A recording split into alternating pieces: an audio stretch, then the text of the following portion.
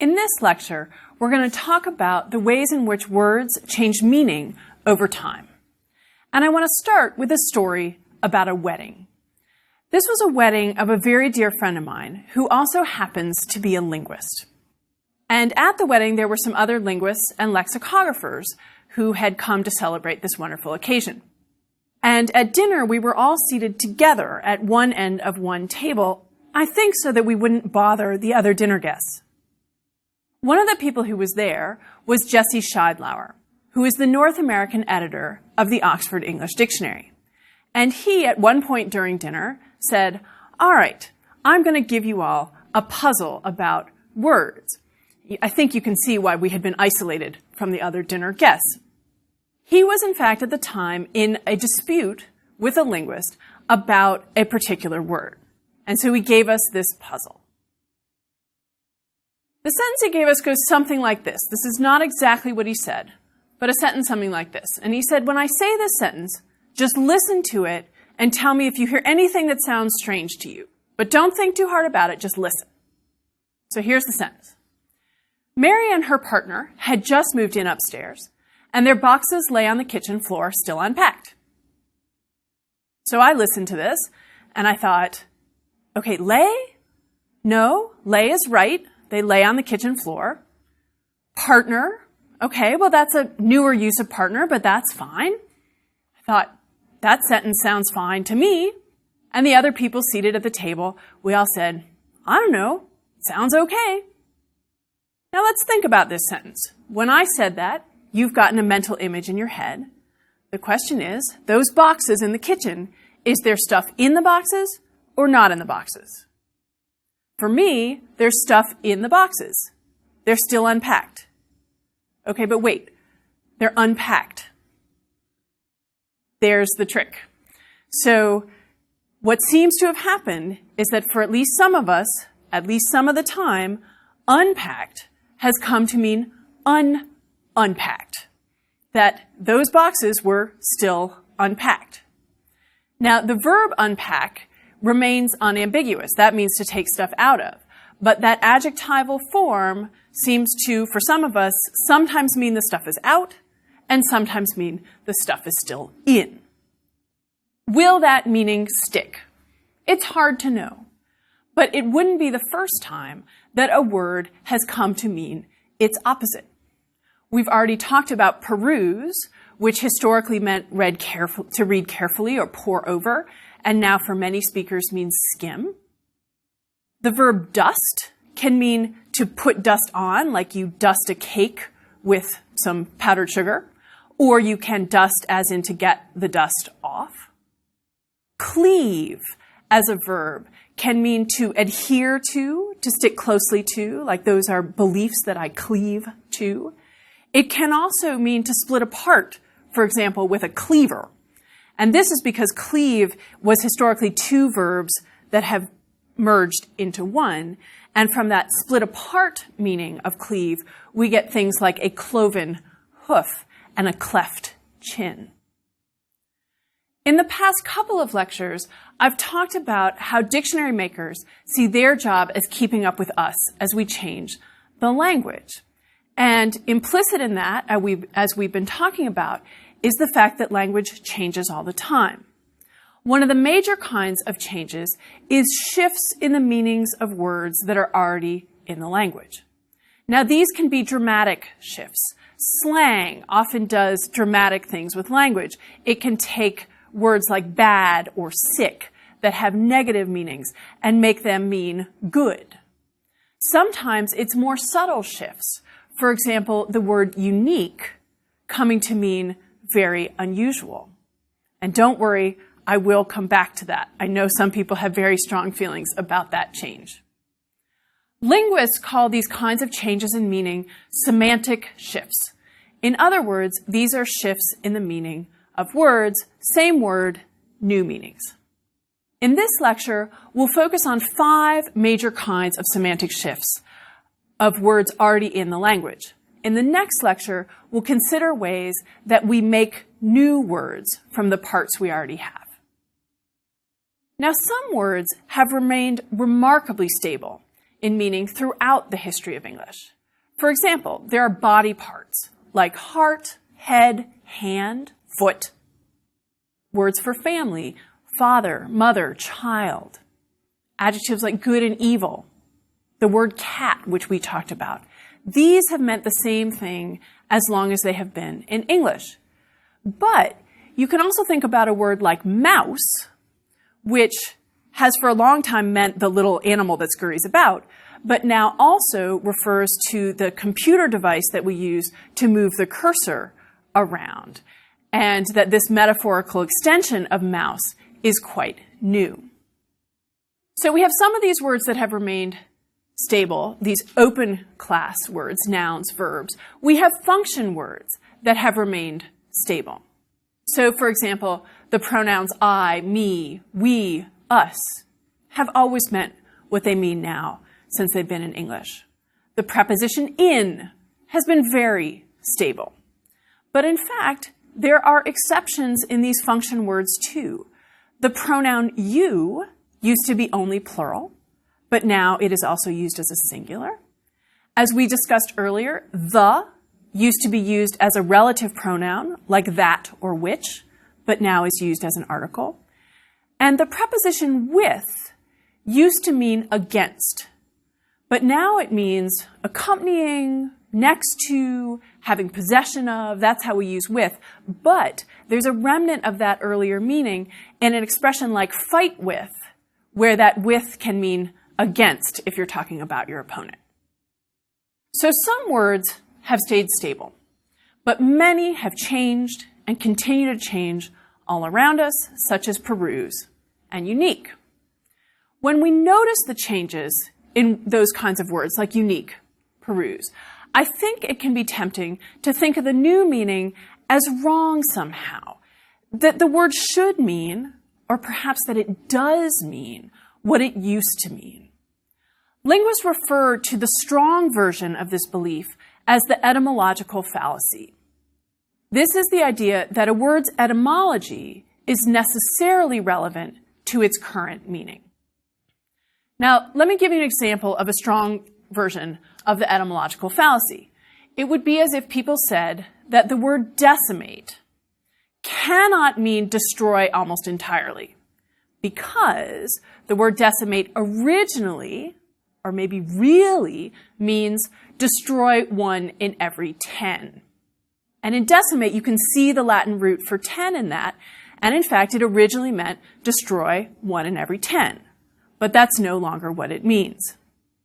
That may feel quaint to you. You think nobody would make that argument about decimate.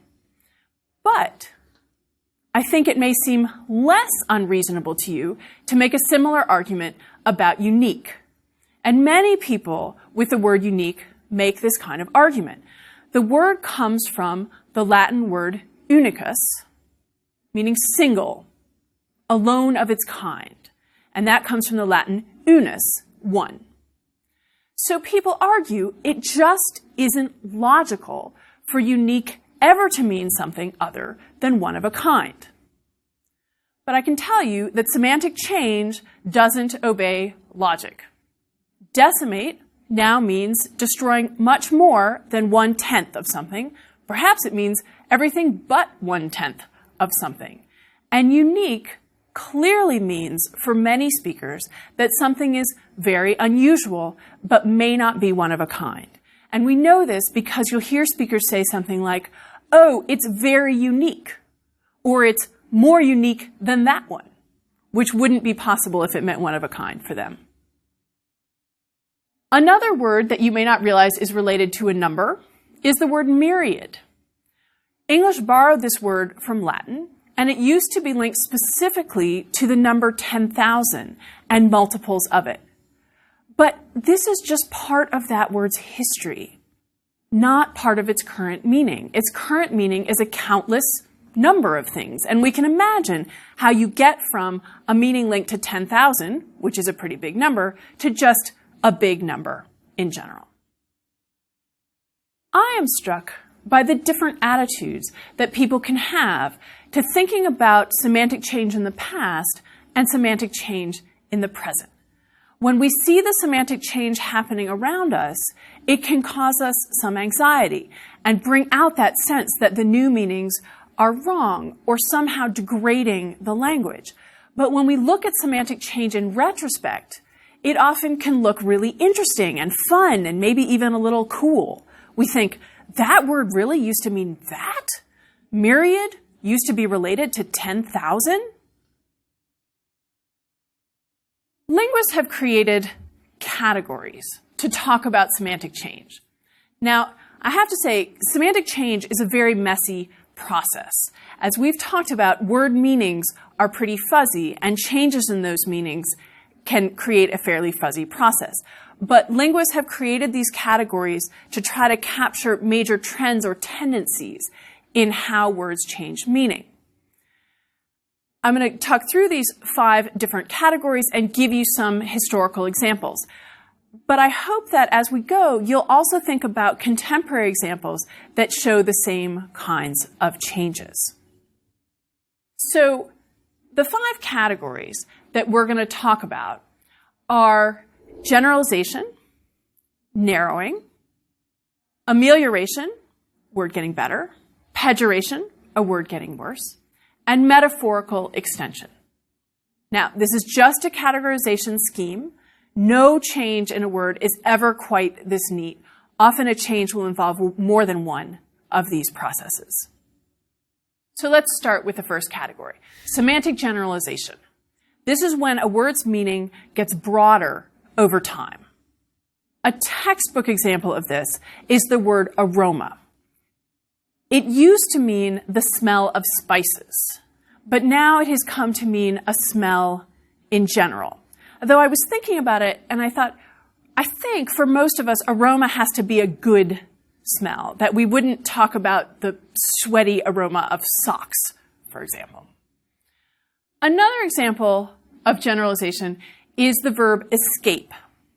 Now, that verb has always meant what it means now in English. It was borrowed in the 14th century, and we could define it as something like to get free from detention. But if you look at that word's etymology, if you go back to Latin, it comes from excapare. Ex, out, capa, cloak. So to uncloak oneself, which I suppose is getting out of a particular kind of detention in your clothing, but you can see how that word has generalized from there. The word nepotism is historically related to nephew, going back to Latin nepos. Its earliest uses in Latin and in English, when it came in the 17th century, are mostly in reference to the Pope. And they're just the Pope showing special favor or unfair preference to an illegitimate son. That then generalizes to favoritism for other family members or others in one's close circle. One could argue that a word like decimate has undergone generalization, that it's not just 1/10, but much more than that. I would say decimate is also an example of strengthening, that meaning has gotten much stronger over time. The second category of semantic change that we'll talk about is the complement to generalization, and this is semantic narrowing, a word's meaning getting narrower over time. Again, we'll start with a textbook example, which is the word meat. The word meat used to mean solid food of any kind, and that's where we get the expression meat and drink. It then specialized down to food that comes from the flesh of animals. The word wife is also an example of narrowing. That word in Old English meant woman, and it then narrows down to a married woman. That older meaning of woman is preserved in a phrase like old wives' tale, which is old women's tale, and in the word midwife. The verb starve has also undergone narrowing. That used to mean to die, a lingering death, and that death could be of cold, hunger, grief, some other source, and now that's narrowed down to dying of hunger.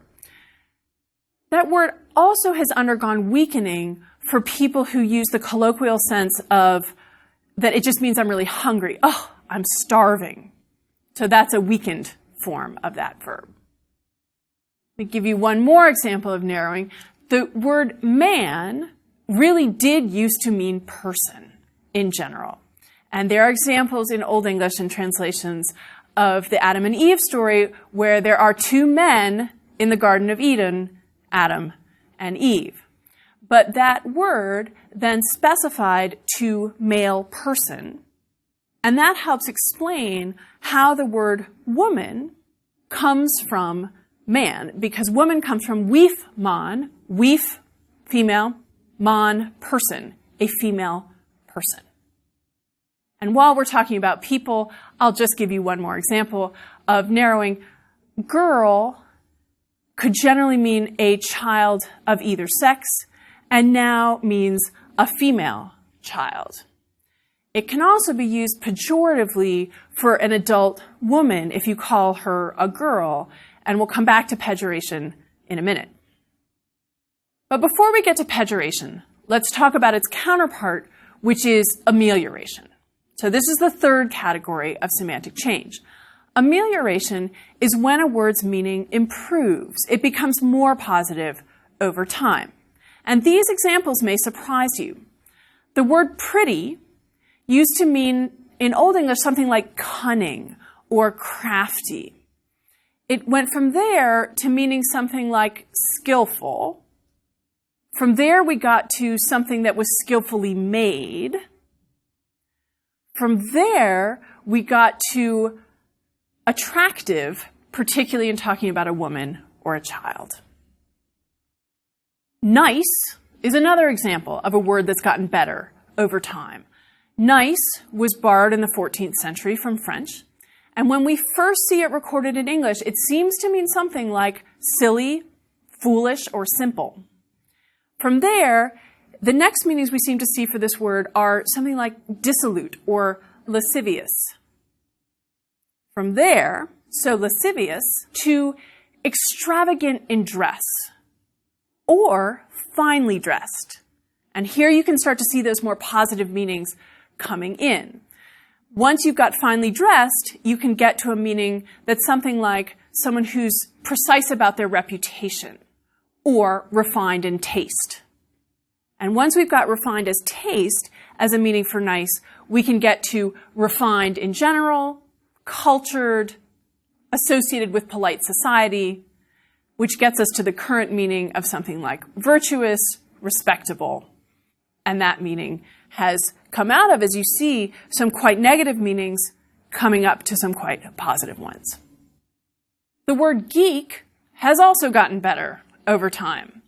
This word is first cited in English at the end of the 19th century, meaning a person who is regarded as foolish, offensive, or just generally worthless. In the US, early 20th century, we also see the phrase geek used for circus freak. But by the mid-20th century, geek has changed, and it has come to refer to a person who is unsociable due to a singular pursuit of something, or perhaps a diligent student. And that is certainly how I first knew the word, was as a diligent student. But by the 1980s, that word had also come to refer to a person who was really knowledgeable about something, especially computers. And for there, it's generalized so that you can be geeky about old movies, you can be geeky about cars, and this is often seen as a good thing. As I mentioned before, slang has a way of taking words and making them go through amelioration. There are many, many slang words to mean good, including bad, wicked, sick, awesome. And when you think about awesome, you can see that that used to mean something like worthy of awe, and now it means that in a good way, as compared with awful, which also means worthy of awe, but that has come to be bad. And that gets us to the fourth category, pejoration. This is when a word's meaning becomes more negative. And I have to say, I think you see this happen more often than amelioration, because once a word gets a negative meaning, that sticks to it, and it will often undergo further pejoration from there. So let me give you some examples. Notorious used to just mean well-known, often in a good way. But now, of course, notorious means that you are known or perhaps even infamous for something reprehensible. As I mentioned, awful, coming from worthy of awe, as in the awful majesty of God, now means terrible. I noted earlier that girl has undergone pejoration. It underwent specification from a child in general to a female child, but when it's used to refer to adult women, that is a negative thing, especially a woman who, for example, might work for someone. Girl can also be used to refer to prostitutes, as in call girl. Now, the word wench underwent a similar change, and this pattern is going to look surprisingly similar. Wench in Old English meant child in general. It specifies to girl child. Then it comes to mean servant. Then it comes to mean prostitute, and now can also be used for any unpleasant woman. Many people don't realize that the word hussy actually comes from huswife, housewife, and it takes some sound changes to get from huswife to hussy, but you have to trust me that that did happen. It goes from housewife to mean something like a rustic woman or a rude woman, and then to a disreputable woman. Now, you've probably noticed, as I've described those past few words, a fairly similar path of pejoration for many words for women. Girl, wench, hussy. We could add to that maid, which actually used to mean a young woman or a virgin. It then came to mean servant. Here we see the language reflecting the status of women for centuries and attitudes toward women. We'll come back to this in a later lecture to look at some of these asymmetrical pairs like master, mistress, governor, governess, as we talk more about gender in the language. So these first four categories pair up: generalization, narrowing, pejoration, amelioration. In the process, we've also seen things like strengthening and weakening. A fifth major process of semantic shift is metaphorical extension. This is speakers taking a word's meaning and extending it through metaphor, through comparison to something else. And I think this is fascinating because it speaks to human cognition, and I'll come back to that. We see metaphorical change with computers and the internet as we develop new technology. So on our computer screen, we have windows, which of course are not real windows. We surf the web, which is a metaphor. Surf, which we're doing on the web, metaphor. I already talked about mouse, and I'm fascinated by mouse because at least the early mice, you could see where the metaphor came from because the thing had a little tail. Mine has little red kind of eyes, and it scurries around. But as these mice become tailless and they change shape, at some point people are going to say, why in the world is that thing called a mouse? Other metaphorical extensions, we refer to a page in a book as a leaf, and that's through a metaphor with a leaf on a tree. A crane in a construction site is a metaphor with the bird, and if you put them side by side, you can see where that metaphor came from. Computers don't sleep, but they sleep now metaphorically. A good-looking man can be called a stud, even though he is not a stallion. All of those metaphorical extensions are ones that we can recreate once we think about them as metaphors. So they're still live, or at least kind of live. But some metaphorical extensions, some of those metaphors have died. For example, clue originally meant a ball of thread or yarn, and it was spelled C-L-E-W. Then, at least in part through Greek mythology, and the idea of threading one's way through a maze following thread, we get from the thread meaning to the use of clue as any kind of guide to an idea, any kind of hint. So those are some of the words whose meanings have extended through metaphor. And I want to pause here for a minute to talk briefly about what these metaphors may reveal about human cognition more generally. Metaphors seem to be fundamental to the ways in which we categorize the world. That as we experience the world, we look for similarities, and that's one of the ways that we group things together, and those similarities can be quite metaphorical. George Lakoff and Mark Johnson wrote a book called Metaphors We Live By. And they talk about this idea of a conceptual metaphor. A conceptual metaphor is a more global metaphor that structures the way we talk about something.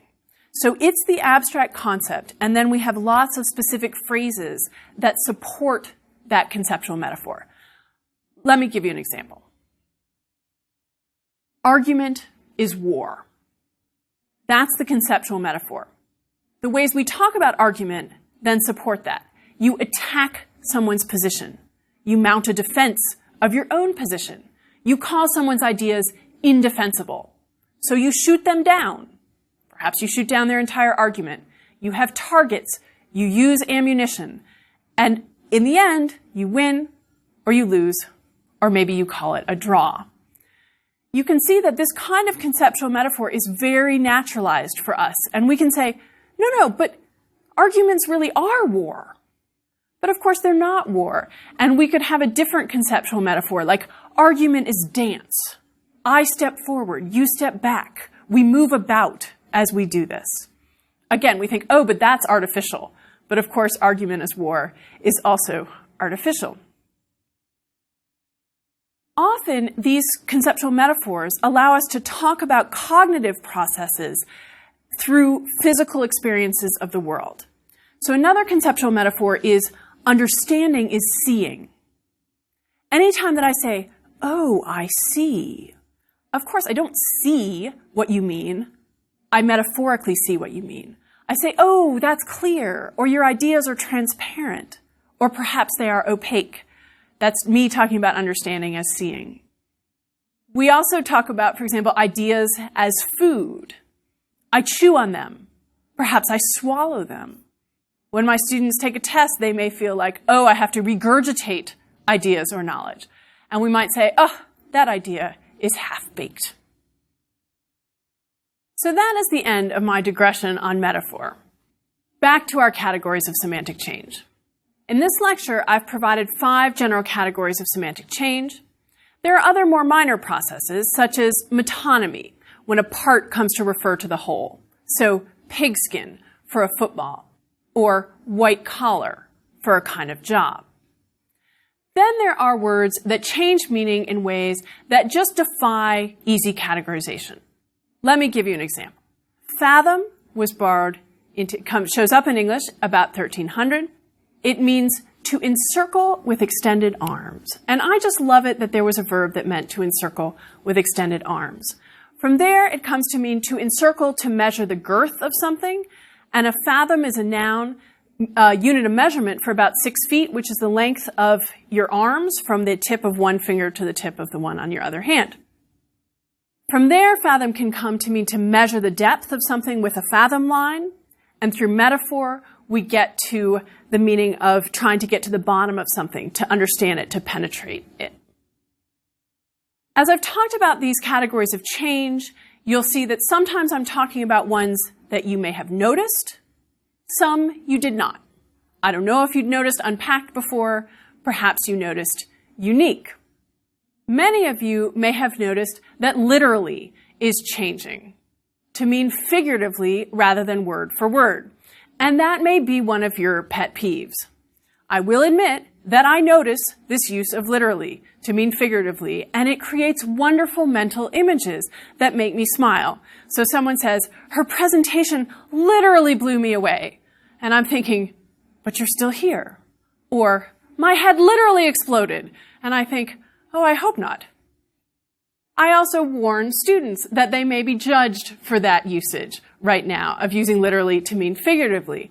But I also know from studying the histories of hundreds of words that changes can happen this way, that words can change the way literally has. In this case, in the 18th century literally came to be used emphatically, so you could have that word-for-word meaning for emphasis. And once that happened, it could be reinterpreted to mean figuratively.